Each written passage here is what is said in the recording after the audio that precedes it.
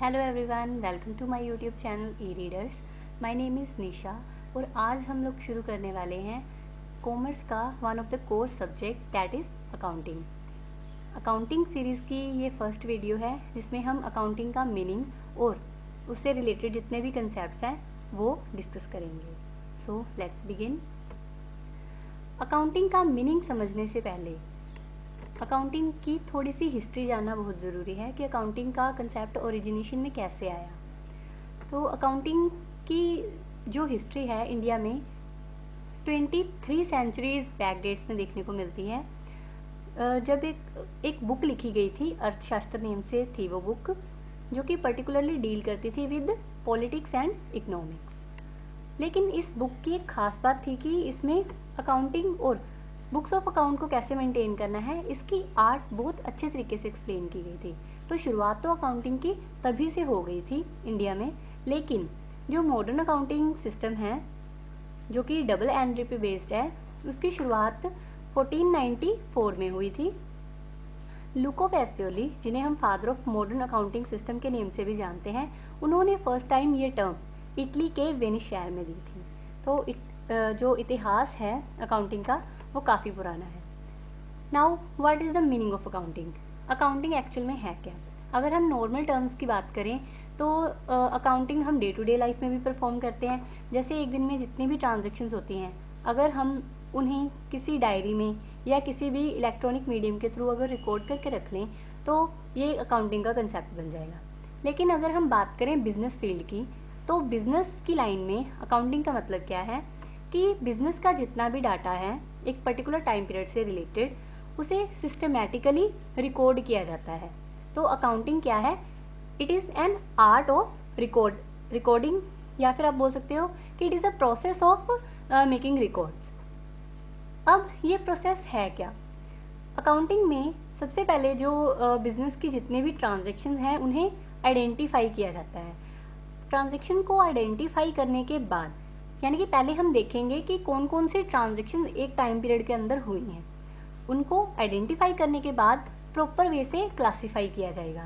Classification का मतलब है कि उन्हें एक प्रॉपर हेड में हम डालेंगे। जैसे अगर एक ट्रांजेक्शन, सपोज करो कोई चीज़ खरीदी गई है तो हम उसे परचेज कंसीडर करेंगे। अगर कोई चीज़ बेची गई है तो हम उसे सेल कंसीडर करेंगे।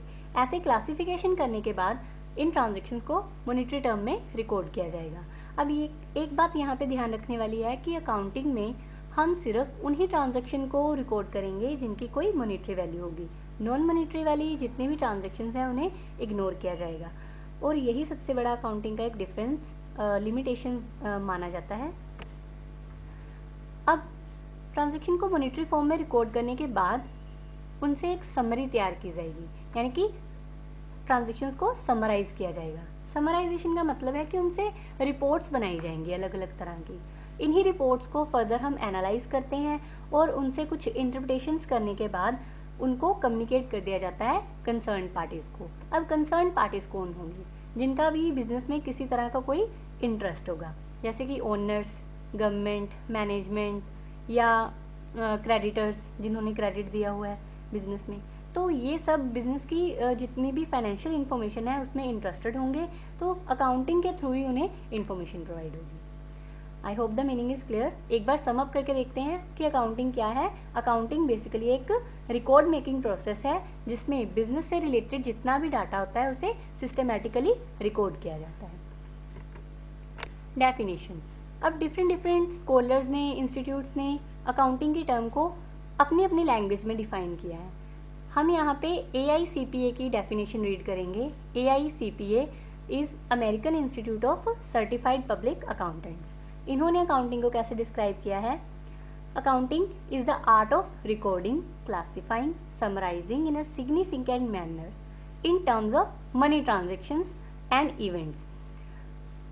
कि रिकॉर्ड करना है, हमें रिकॉर्ड करना है, क्लासीफाई करना है, समराइज करना है ट्रांजेक्शन्स और इवेंट्स को इन मॉनेटरी टर्म।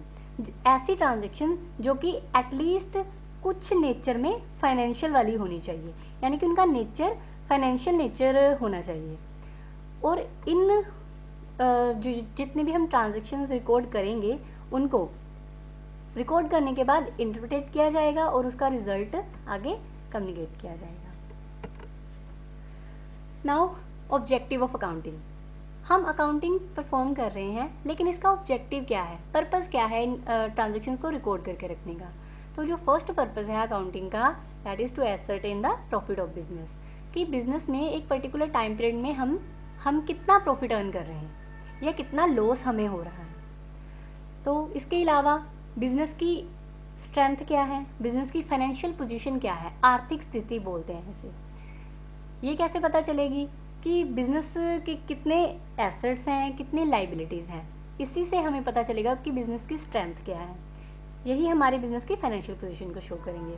इसके अलावा अकाउंटिंग हमें ready to use information provide करके, इंफॉर्मेशन बेस प्रोवाइड करके हमारी डिसीजन मेकिंग को सपोर्ट करता है। जैसे अगर मैं मैनेजमेंट की बात करूं, तो मैनेजमेंट अपनी जो प्रीवियस ईयर की परफॉर्मेंसेज हैं या प्रीवियस ईयर का जितना भी डाटा है, उसके बेस पे फर्दर इन फ्यूचर के लिए डिसीजन मेकिंग करती है। तो एक तरह से हमारे लिए हमारी खुद की इंफॉर्मेशन ही सोर्स बन जाती है फर्दर डिसीजन मेकिंग के लिए। तो इस पर्पज से भी हम अकाउंट्स को मेंटेन करके रखते हैं। तो बेसिकली यही 3 ऑब्जेक्टिव थे कि हम प्रॉफिटेबिलिटी चेक करते हैं बिजनेस की, फाइनेंशियल पोजीशन चेक करते हैं, और इन्फॉर्मेशन हमें हर टाइम अवेलेबल रहे फ्यूचर डिसीजन मेकिंग के लिए। इन तीनों पर्पज से हम अकाउंटिंग को परफॉर्म करते हैं। Next is advantages of accounting. अब अकाउंटिंग के क्या क्या बेनिफिट्स हैं। सबसे पहला बेनिफिट है कि अकाउंटिंग करने से हम ह्यूमन मेमोरी को रिप्लेस कर देते हैं। जैसे कि अगर हम कहें कि एक ह्यूमन अपने माइंड में कितनी ट्रांजैक्शंस को एक टाइम पर रिकॉर्ड करके रखेगा, एक पर्टिकुलर टाइम के बाद हम उन ट्रांजैक्शंस को भूल जाएंगे। लेकिन अगर यही हम प्रॉपर अकाउंटिंग सिस्टम फॉलो कर रहे हैं, तो हर एंट्री या हर ट्रांजैक्शन का प्रॉपर रिकॉर्ड हमारे पास होगा। तो ह्यूमन का जो कैपेसिटी कंस्ट्रेंट है वो हम इससे रिप्लेस कर देंगे। अनदर एडवांटेज इज कि हमें हर टाइम पे इंफॉर्मेशन अवेलेबल रहती है, जो कि हम फर्दर आगे डिसीजन मेकिंग के लिए यूज करते हैं। इसके अलावा अकाउंटिंग हमें कंपैरेटिव स्टडी करने के लिए भी बहुत हेल्पफुल है। कंपैरेटिव स्टडी का मतलब क्या है कि जब बिजनेस अपनी एक साल की परफॉर्मेंस को अपनी पास्ट ईयर की परफॉर्मेंसेस से कंपेयर करके देखते हैं, इसी को बोलते हैं कंपैरेटिव स्टडी। जैसे अगर हम इस साल का प्रॉफिट देखें, तो हम अपने प्रॉफिट को पिछले साल के प्रॉफिट फिगर्स से कंपेयर करके देख सकते हैं कि प्रॉफिट पहले से इंक्रीज हुआ है या डिक्रीज हुआ है। ठीक है, तो इसी को कंपैरेटिव स्टडी बोलते हैं। अकाउंटिंग हमें कंपैरेटिव स्टडी करने में बहुत हेल्प करती है। इसके अलावा अगर कोई अपना बिजनेस सेल करना चाहता है, तो अपने बिजनेस के लिए कौन सा सेल प्राइस कोट करे, इसकी हेल्प भी हमें अकाउंटिंग से मिलती है। क्योंकि अकाउंटिंग में हम अपनी फाइनेंशियल पोजीशन को चेक करते हैं फाइनेंशियल स्टेटमेंट के थ्रू, तो उससे हमें पता चलता है कि हमारे बिजनेस में कितने एसेट्स हैं और कितनी लाइबिलिटीज़ हैं, कितनी संपत्तियां हैं हमारी या कितनी हमारी लाइबिलिटीज़ यानी कि देनदारी है।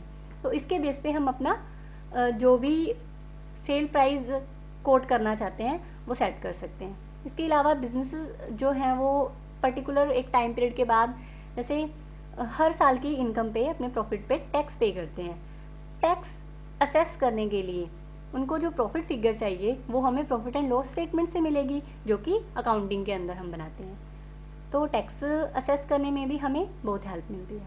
इसके अलावा अगर बिजनेस का किसी तरह का कोई डिस्प्यूट है, झगड़ा हुआ है, तो उसकी सेटलमेंट के लिए अगर प्रूफ्स की ज़रूरत पड़ती है, तो अगर हमने अकाउंटिंग के थ्रू प्रॉपर रिकॉर्ड्स बनाए हुए हैं, तो हम उन्हें प्रेजेंट कर सकते हैं as a good source of evidences for settlement of dispute. अब इतने सारे एडवांटेजेस होने के बावजूद भी अकाउंटिंग के कुछ लिमिटेशंस हैं। लिमिटेशंस का मतलब होता है कि अकाउंटिंग सिस्टम में कुछ वीकनेसेस हैं। जैसे कि सबसे पहला है हिस्टोरिकल बेस। अकाउंटिंग में जितने भी ट्रांजैक्शंस को रिकॉर्ड करते हैं, वो ट्रांजैक्शन पास्ट टाइम पीरियड में अकर हो चुकी होती हैं। उन्हें रिकॉर्ड करके हम फ्यूचर टाइम पीरियड के लिए जो डिसीजन मेकिंग है उसके बेस पे करते हैं। तो जो ट्रांजैक्शन पहले प्रिवेल कर रही थी वही ट्रांजैक्शन या जो कंडीशन जो पीछे प्रिवेल कर रही थी वही सिमिलर कंडीशंस इन फ्यूचर भी होंगी, ऐसा ज़रूरी नहीं है। तो इस केस में हमारी डिसीजन मेकिंग थोड़ी इररियलिस्टिक हो जाएगी। तो ये एक बहुत बड़ा डिसएडवांटेज है कि हिस्टोरिकल बेस को हम इसमें यूज़ करते हैं। अनदर लिमिटेशन इज़ कि हम इसमें सिर्फ मॉनेटरी ट्रांजैक्शंस को रिकॉर्ड करते हैं, नॉन मॉनेटरी वाली जितनी भी ट्रांजैक्शंस हैं उनको टोटली इग्नोर किया जाता है। नॉन मॉनेटरी ट्रांजेक्शन्स जैसे कि अगर हम बात करें कि किसी बिजनेस में जो उनके एम्प्लॉयज़ हैं उन्होंने 100% ऑनेस्टी के साथ काम किया, तो इस चीज़ को हम कैसे रिकॉर्ड करेंगे? नहीं कर सकते क्योंकि इसकी कोई मॉनेटरी वैल्यू नहीं है। तो ऐसी ट्रांजेक्शन्स को बिजनेस में इग्नोर किया जाता है, लेकिन एक्चुअल में वैल्यू तो इन ट्रांजेक्शन्स की भी है, तो ये भी एक लिमिटेशन है। इसके अलावा टाइम टू टाइम जो प्राइस लेवल में चेंजेस आते रहते हैं, अकाउंटिंग में इसको बिल्कुल भी कंसिडर नहीं किया जाता। और जो अकाउंटिंग कंसेप्ट है वो टोटली डिपेंड करता है पर्सनल जजमेंट ऑफ अकाउंटेंट पर। अकाउंटेंट एक ऐसा पर्सन है जो ये सारी अकाउंटिंग परफॉर्म करता है। अब अगर उसके पास किसी ट्रांजेक्शन को रिकॉर्ड करने के लिए मल्टीपल मेथड्स हैं, तो वो कौन सा वाला मेथड चूज करेगा, ये उसकी पर्सनल जजमेंट पे बेस्ड है। ठीक है, तो ये पर्सनल जजमेंट होने के कारण भी ये भी एक लिमिटेशन है। इसके अलावा अगर किसी ट्रांजेक्शन को रिकॉर्ड करने के मल्टीपल ट्रीटमेंट्स हों, मल्टीपल ट्रीटमेंट्स यानी कि अल्टरनेटिव्स, एक ट्रांजेक्शन को रिकॉर्ड करने के एक से ज़्यादा मेथड्स, ऐसे केसेस में हम एक का रिजल्ट दूसरे के रिजल्ट के साथ कंपेयर नहीं कर सकते। सपोज अगर दो कॉम्पिटिटर्स हैं, उनमें से एक कॉम्पिटिटर एक ट्रांजेक्शन को रिकॉर्ड करने के लिए एक पर्टिकुलर टाइप का मेथड यूज कर रहा है, दूसरा वाला उसके ऑपोजिट कोई दूसरा मेथड यूज कर रहा है, तो उन दोनों के रिजल्ट्स को फिर हम आपस में कंपेयर नहीं कर सकते क्योंकि उनका बेस ही अलग हो गया। तो ऐसे केसेस में जो रिजल्ट्स हैं वो इनकम्पेरेबल होंगे। इसके अलावा एक सबसे बड़ा जो डिसएडवांटेज कंसिडर किया जाता है that is manipulation in accounts. Manipulation का मतलब है चेंजेस कर देना। जब कुछ अकाउंटेंट अपने पर्सनल या कुछ बिजनेस हाउसेस अपने पर्सनल बेनिफिट के लिए अपने जो अकाउंटिंग स्टेटमेंट्स हैं उनमें मैनिपुलेशन कर देते हैं, चेंजेस कर देते हैं, तो उससे जो स्टेटमेंट है उसकी रिलायबिलिटी पर इफेक्ट पड़ता है। अब रिलायबिलिटी अगर अफेक्टेड होगी तो उसके बेस पे जिन्होंने भी अपना डिसीजन लिया है उनका डिसीजन भी इफेक्ट हो जाएगा। तो ये भी एक बहुत बड़ी डिसएडवांटेज है अकाउंटिंग की। I hope the entire concept is clear to all of you. अगर फिर भी आपको कुछ समझ नहीं आया तो आप मुझे कमेंट करके पूछ सकते हो, और आगे की वीडियोस फर्दर देखने के लिए चैनल को सब्सक्राइब करो और बेल आइकन को प्रेस करो, और वीडियो को ज़्यादा से ज़्यादा अपने फ्रेंड्स के साथ शेयर करो। Stay connected to us. Thank you.